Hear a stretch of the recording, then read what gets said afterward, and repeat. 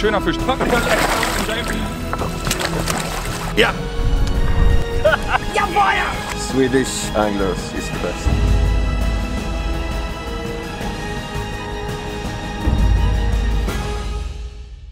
Der YouTube Predator Cup 2018 wird präsentiert von Duo Germany, Angel Joe und Bass Brigade. Das Achtelfinalduell, das wir euch heute zeigen, wird vom Boot auf einem Gewässer ausgetragen, in dem Hechte, Barsche und vor allem Zander gefangen werden können. Wir haben es heute mit zwei sehr erfahrenen Anglern zu tun.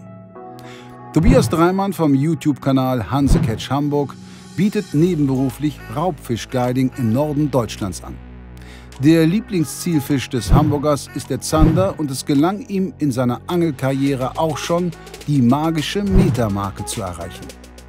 Tobias hat in seiner ersten Runde ein wirklich schweres Los gezogen. Sein Kontrahent Dietmar Isaias konnte 2002 mit seiner Frau Carmen in Frankreich den Team-Weltmeistertitel im Raubfischangeln gewinnen. Der gebürtige Recklinghausener repräsentiert beim YouTube Predator Cup den Kanal von Quantum Fishing Europe. Er angelt ebenfalls am liebsten auf Zander. Sein PB liegt bei unglaublichen 107 cm. Noch spektakulärer war jedoch ein Angeltag im Jahr 2006, an dem er gleich zweimal kurz hintereinander die Metermarke knacken konnte. Hallo liebe Zuschauer, herzlich willkommen zur nächsten Folge des YouTube Predator Cups. Wir haben es heute wieder mit einer extrem spannenden Partie zu tun. Tobias Dreimann von Hansecatch Hamburg tritt an. Moin. Gegen Moin. Didi Isaias von Quantum. Morgen. Also aus meiner Perspektive quasi neue Freunde gegen alte Freunde. Ich bin sehr, sehr gespannt, wie das hier heute ausgehen wird. Zwei sehr gute Angler auf jeden Fall, die hier angeln. Wir sind in Holland am Holland Steep. Und Didi, wir hatten hier schon mal zusammen das Vergnügen. Das stimmt, das ist aber schon ein bisschen was her. Ist eine Weile her. Und war kälter, nicht so schön wie War heute. kälter und es sind damals ein paar Fische rausgekommen. Hoffe, dass das diesmal wieder so ist. Ja, wird auf jeden Fall der Fall sein und schauen wir mal. Ihr beiden kennt die Regeln. Ja. Ich drücke euch auf jeden Fall beiden die Daumen für ein gutes Fangergebnis heute. Auf Gut. ein gutes Match. Los geht's. Ja, auch. In den nächsten 6 Stunden Angelzeit können die Angler jeweils maximal 3-maßige Raubfische in die Wertung einbringen. Sie dürfen dabei nur Kunstköder verwenden. Schleppangeln ist nicht erlaubt. Die Länge der Barsche wird mit dem Faktor 2,4 und die der Zander mit 1,3 multipliziert, während bei Hechten jeder Zentimeter genau einen Punktwert ist. Mehr Infos zum YouTube Predator Cup und das vollständige Reglement sind per Klick auf den Link in der Videobeschreibung zu finden.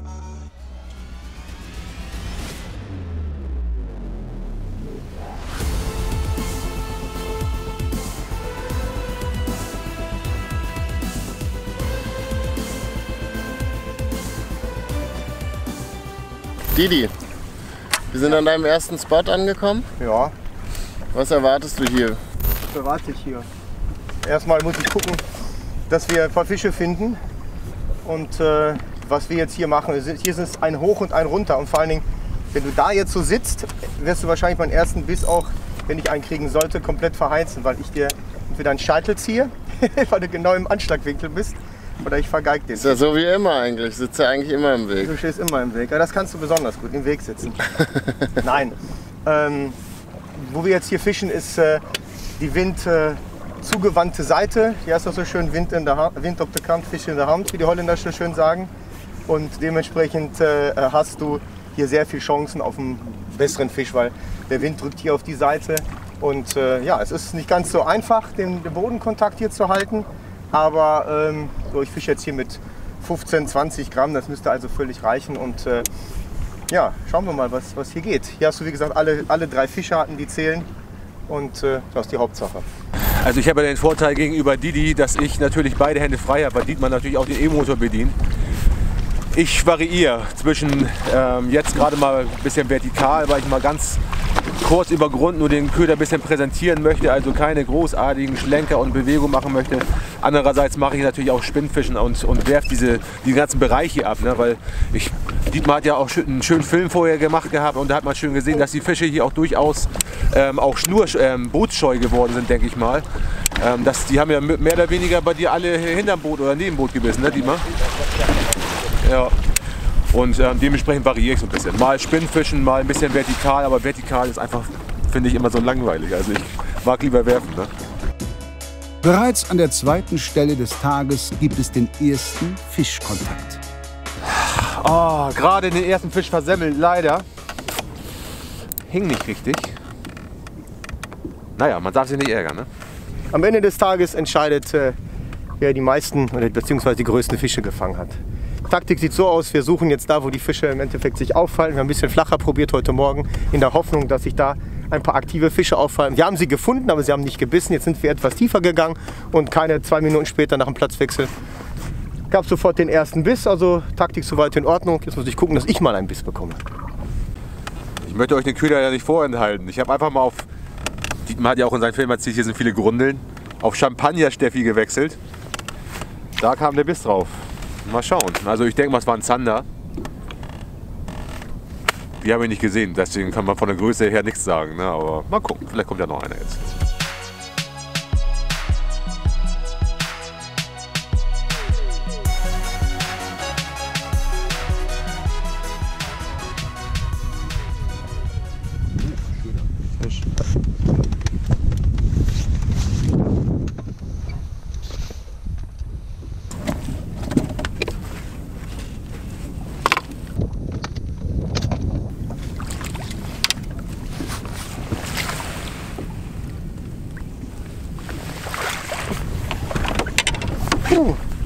Schwere Geburt.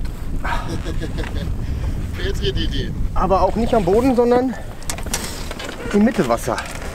55. 56, geht über 55. Nee, der Zielplanzahl als 55. Das ist 55? Ja. 55. Da ist er. Petri. Danke. Jetzt bist du dran. Anders als Tobias kann Dietmar seinen ersten Biss verwerten und holt einen 55er Zander ins Boot. Der Fisch bringt 71,5 Punkte und den Profi aus dem Quantum-Team in Führung. Doch die Chance zum Gegenangriff lässt nicht lange auf sich warten. Gut. Schön. Nee.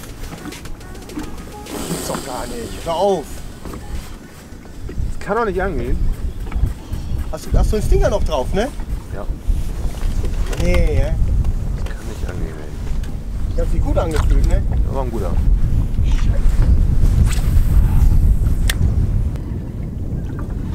Ja.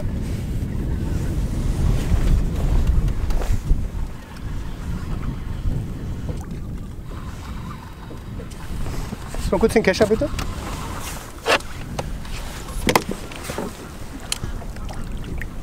Die brauchen wir nicht zum Kescher. Dietmar konnte seinen zweiten Fisch an Bord bringen. Der war allerdings nicht maßig. Daher bleibt der Punktestand unverändert.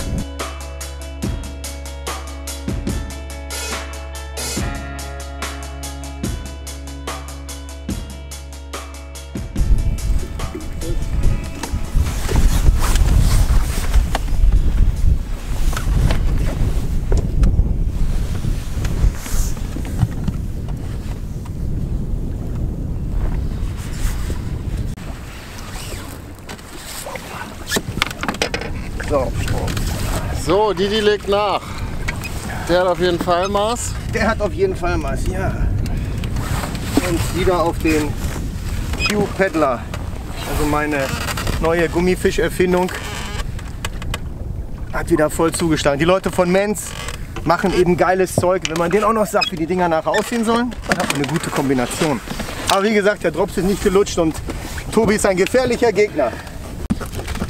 So, was ist? Machen wir zusammen. Wieder 55. Ja. Wir haben eine Größe hier, Tobi. Ja, schön. Ja, schön. Bitte? So, weiter geht's. So, zweiter Fisch. Wieder Zweiter genau. maßiger Fisch. Zweiter maßiger Fisch, korrekt. Zweiter Wertungsfisch.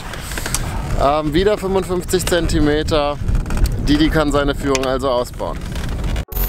Der zweite Wertungsfisch zählt wieder 71,5 Punkte. Damit erhöht sich das Konto von Dietmar auf 143. Der Druck auf Tobias steigt. Doch die Halbzeit, in der er die Stellen bestimmen darf, kommt ja erst noch.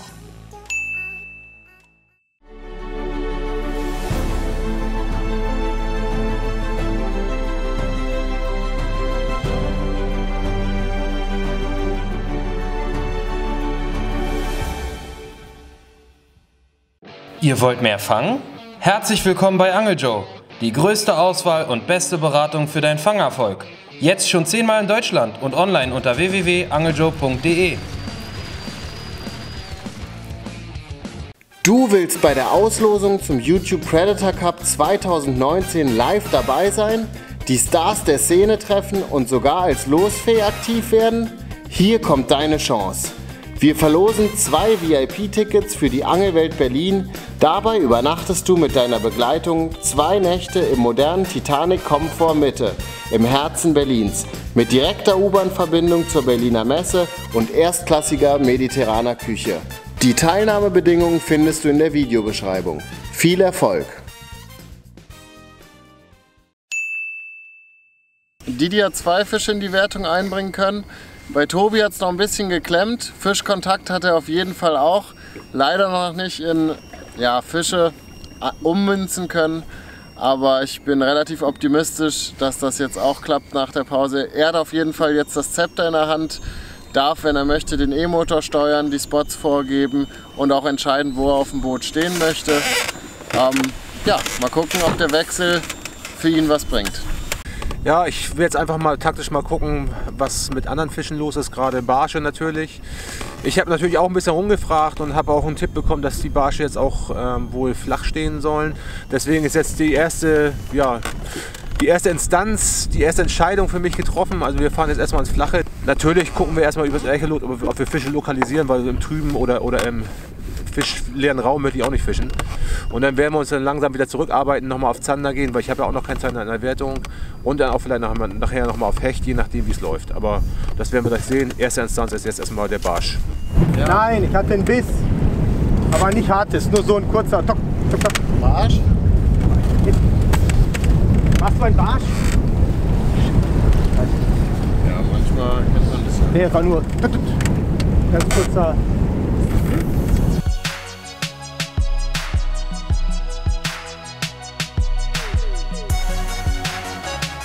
So Tobi, 1,5 Stunden hast du noch. Genau. Ich habe die Vorzeichen gerade mal noch einen Tick für dich verbessert, indem ich die letzte Banane vernichtet habe. Ich würde sagen, jetzt solltest du mal zum Sprint ansetzen. Setzt du auf altbewährtes oder mal vielleicht eine Geheimwaffe? Also ich habe ja schon probiert, ne? Ich habe ja schon probiert im Flachen mal auf Barsch und auf Hecht. Das war ja leider fischleer da. Die Zander sind ja da. Wir sehen ja auch die Echos hier auf dem Echolot. Die Signale sind ja eindeutig. Ich probiere sämtliche Köder gerade aus. Mehr kann man jetzt momentan nicht machen. Perfekt. Der hängt auf jeden Fall. Ja. Den lande ich so. Lass mal.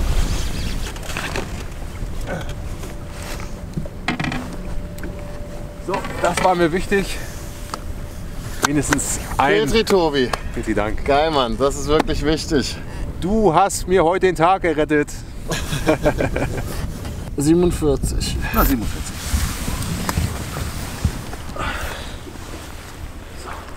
Tipptopp. Ich führe meine Gäste immer zum Fisch. Habe ich dir ja versprochen. Ich auch. Die zweite Halbzeit beginnt gut für Tobias. Auch wenn es kein großer Zander ist, den er am Haken hat. Diesmal verabschiedet er sich nicht vorzeitig und bringt Hanse Catch Hamburg 61,1 Zähler auf die Anzeigetafel. Ist das der Beginn einer Aufholjagd?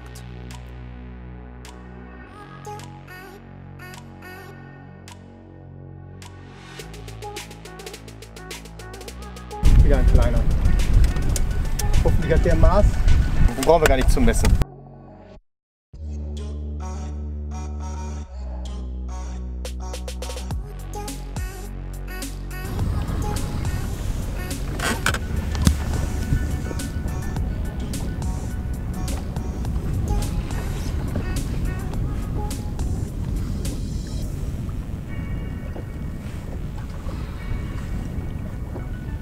Das hier Didis Konter.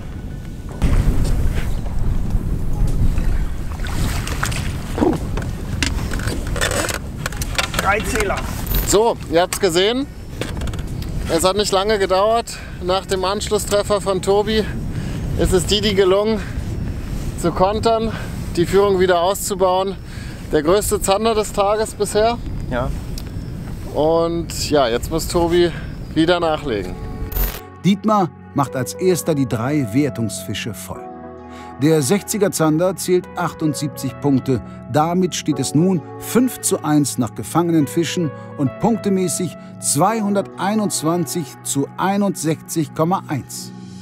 Langsam aber sicher läuft Tobias die Zeit davon. Ändert er nochmal den Angelplatz oder bleibt er am gleichen Spot, an dem zumindest die Zander regelmäßig beißen? Ich muss natürlich reagieren. Ich werde jetzt auch einen Platzwechsel ankündigen, habe ich gerade bei Toni, weil 3 Fische hat Didi jetzt voll.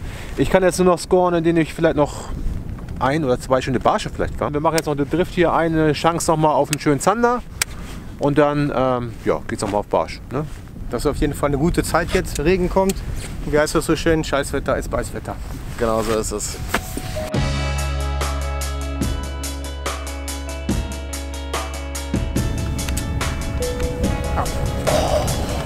Ein richtig großer Fisch. Dann nur noch. Scheiße. Warum soll es dir nur so gehen? Nur mehr als gerecht.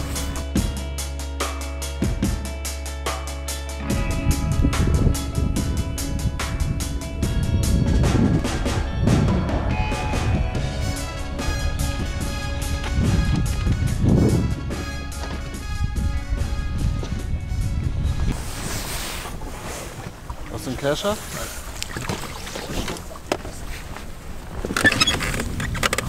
Wenn sie ihn wollen, dann wollen sie ihn richtig, aber der wird auch untermaßig sein. Aber ich habe ja meine 3 Zander schon, gerade den einen schön verloren, aber es ist nur mal Gerechtigkeit. Mein Kollege heute und Kontrahent hat auch 2 schöne Fische verloren, also nichts mehr als gerecht. So, wir sind jetzt hier einmal noch mal übers Gewässer rübergefahren zum letzten Spot des Tages. Hier steht jetzt wieder ein bisschen mehr Wind drauf. Tobi braucht 2 Fische. Ich habe gerade mal kurz nachgerechnet. Ein 67er Barsch würde hier wahrscheinlich nicht kriegen. Insofern 2 Fische und ja, so etwa 35 Minuten Zeit bleiben ihm dafür noch. Kann immer kommen. Wer weiß, vielleicht kommt das Riesen-Comeback jetzt kurz vor Schluss.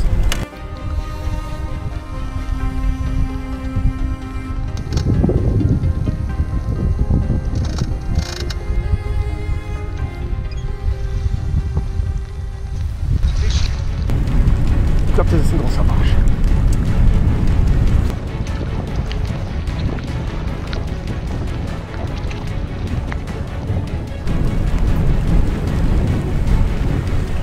Unglaublich, was dieser kleine Scheiß-Kuhpeddler Fische fängt.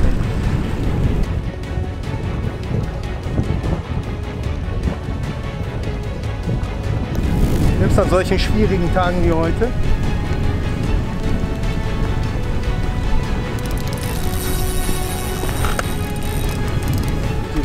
Schon mal hinlegen? Nein, mit ganz alleine. Was ist das? Ach. Voll weg das Ding. So. Mit dem Abpfiff. Unglaublich, wie sie sich den reinpfeffern. 60? Ja. Ganz kurz vor Schluss nochmal eine kleine Verbesserung bei Didi auf dem Scoreboard. 60 cm nochmal um 5 cm verbessert. 2x60, 2x55. Ich mach Feierabend. Hier ist kalt. Meine Erkältung kommt wieder durch. Ich habe hier nur noch eine Minute zu angeln. Ja, ich nehme das Guiding immer sehr ernst, aber er muss hier unbedingt immer während des Anschlages wieder verlieren. Jetzt hast du zwar richtig schöne Fische drauf gehabt, aber ich habe ja selbst einen großen Fisch verloren.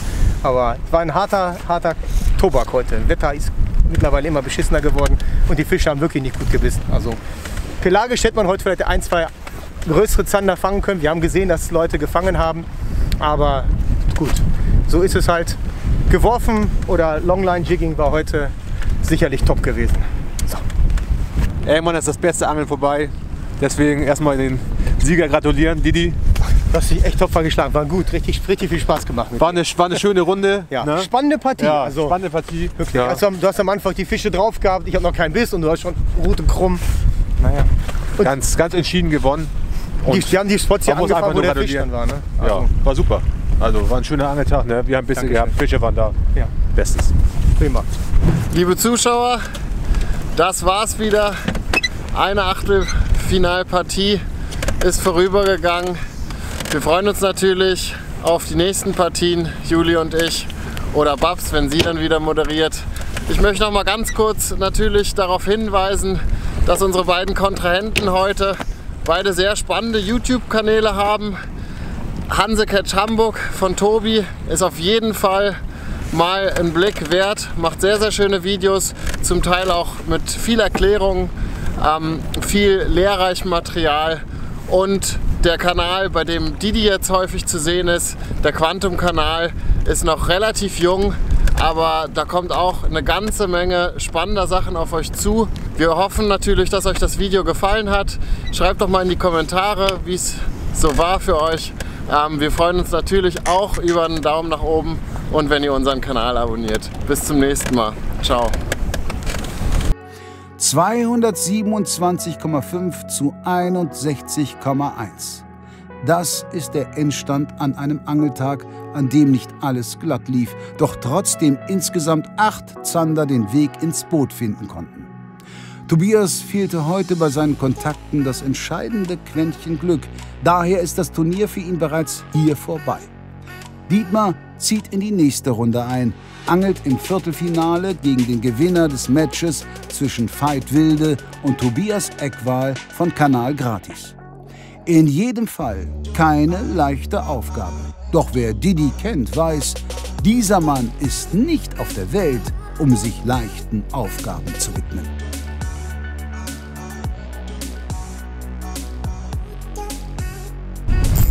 Fisch. Jawohl!